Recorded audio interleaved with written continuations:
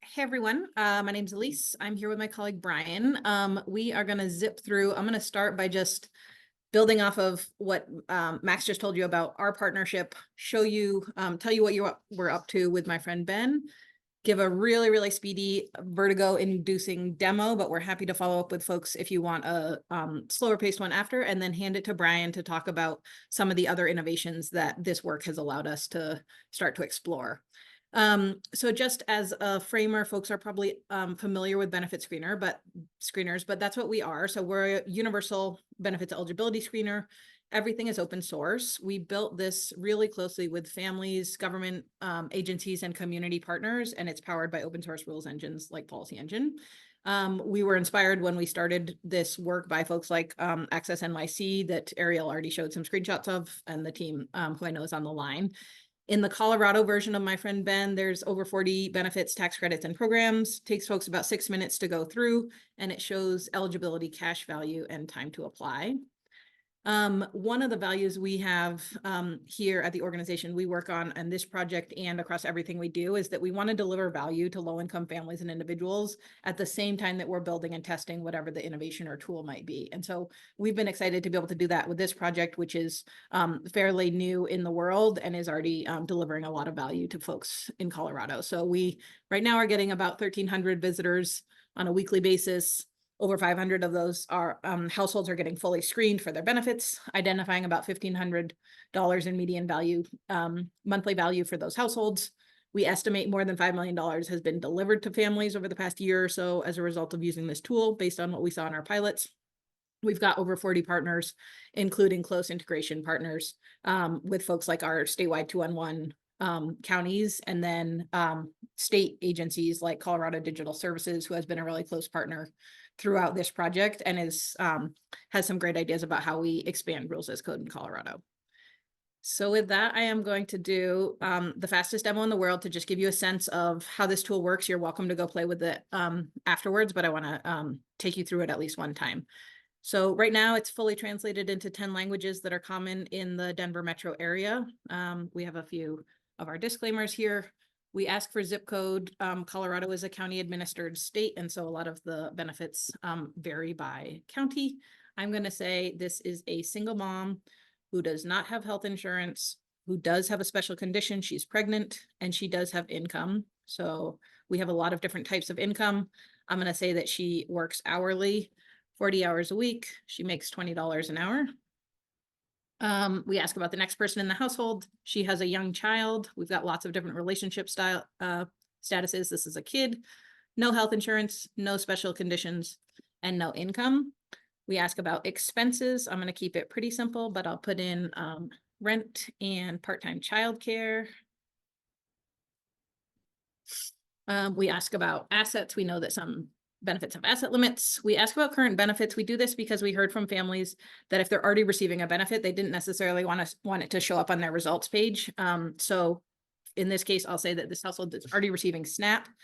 We also ask about immediate needs that folks might have. We know it takes a while to receive many of these benefits. I'm going to say food and groceries, diapers, and rent, which are actually the top three that folks choose when they go through the tool. We ask where they heard about us. We've got our top partners here. I'm going to put test prospective partner. If folks do go and play around with the tool, if you choose that, that would be helpful. So it filters the information out of our database. This is the one time in the tool where we ask for PII, and it's totally optional. People have two options. We can get back in touch when we add new benefits that they're likely eligible for, or if they want to provide paid feedback. If they do opt into that, they would give us their name and either an email or cell phone number, but that's totally optional. We do a really quick review to make sure everything is accurate. This looks good. And then we pull up the personalized benefits report for that household. So in this case, you can see this is a household with a single mom with a young kid. She's got 11 programs available for her. We organize these by sort of program area. I'm just going to scroll through here so you can see all of the programs. You see federal programs, Colorado specific ones, and county specific ones as well. We don't ask about citizenship directly in the tool. We heard from families that it would increase trust in the tool if we didn't ask that directly, but we also want them to be able to find what's relevant to their household. So we have a set of pretty nuanced citizenship filters here so that folks can find what's relevant. In this case, if you say that you're not a citizen, there's actually still 7 programs available, which is sometimes surprising to folks. We also have a set of pretty nuanced green card statuses because of some of the complexities with the benefits. For any one of these, a user can go ahead and click in to see more about it. You would see the value, how long it takes to apply. They can apply directly by themselves, or if they'd like some help with this, with applying, we link to some of our navigation partners here and have a little bit about the benefit. We also do show when in that spot where I said, yes, I want these long-term benefits, but I also have some near-term needs. This is where that shows up. I asked for diapers, food, and rental assistance, and we link to the best local partners who can help folks with that. And then the last thing I'll show you is that this is how you would save your results. You can either copy your results link or bookmark it. You can email or text it to yourself or to a navigator or to a family member in order to be able to come back to it. So I will stop right there for now. I'm going to click back to our slide deck and I will pass it to Brian. Awesome. Do you have your screen? Yep. All right, so we want to spend the rest of our time, which I think about 4 minutes, and it's amazing how fast Elise can go through that screener. So that's crazy.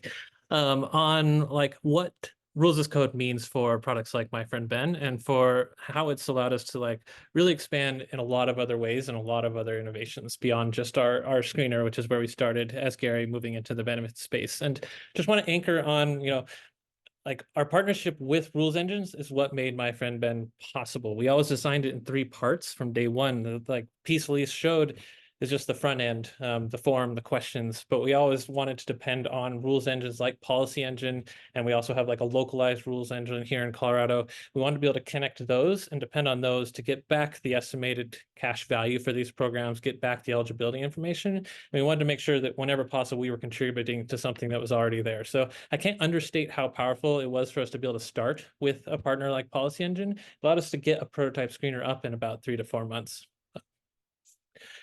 Beyond the screener, having access to this infrastructure that we've now invested alongside multiple partners over about a year period, having this full rules engine suddenly opened up kind of like an explosion of opportunities to do a lot of other pilots here in Colorado. So I'm just going to kind of like in billboard style go through a few of them because I think it's been amazing to see what we can do once we have access to a system like this in Colorado. One thing that we use the API for beyond the screener is integrating with individual navigation partners. So whether that's like an embedded white label screener as part of their like navigation flow, like United Way 211 here, or it's a direct API integration. So we have a multi-benefit statewide navigator here in Colorado called Benefits in Action.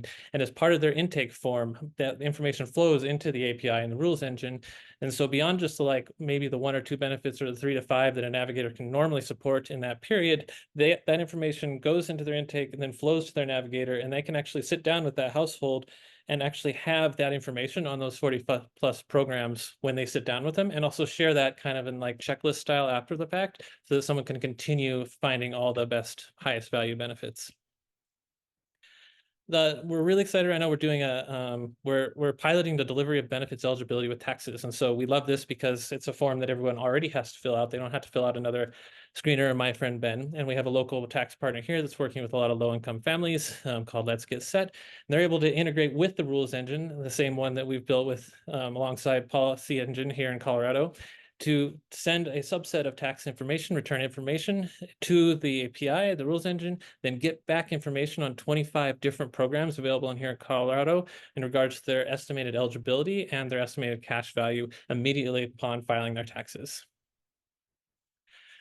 Having this rules engine allows us to experiment with applications in a whole new way. So before we couldn't access like the information around CCAP or universal preschool here, we have all those exposed in this like one place. It allows us to quickly build kind of front ends like Max was talking about and explore different application experiences. And we're really interested at Gary around like, is there a life experience around early childhood? Is there a specific application where we can blend and braid kind of 4 specific programs that are really applicable? And Adams County really kind of brought this idea to us and wanted to experiment this with people signing up for preschool and other childcare this spring.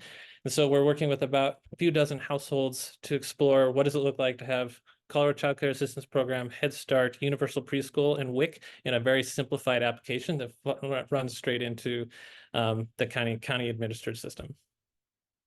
And last but not least, we're really excited like where this infrastructure helps us with partnership and kind of economies of scale. So I think may have folks on the call from Code the Dream. This is a partner, amazing civic tech shop in North Carolina that's also training developers, but also working on projects like this for benefit of North Carolina. They're building out a North Carolina universal benefit screener using all this same stack, all the same rules engine and contributing back to it, and also exploring and bringing new innovations that we're going to benefit from here in Colorado, like AI assisted applications.